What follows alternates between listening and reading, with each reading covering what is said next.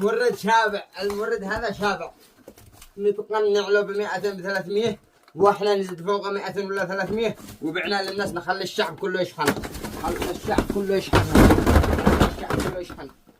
يا مجنون من كم الأسعار من كم؟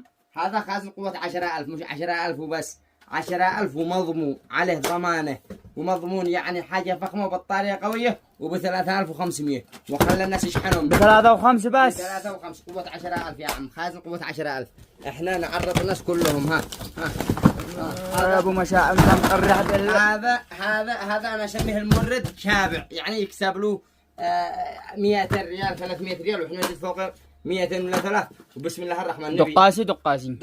دقاسي يا عم بالبركة أهم شيء الناس ايش يشحنوا ويأخذوا راحتهم وما حد يحتكر لهم أي شيء.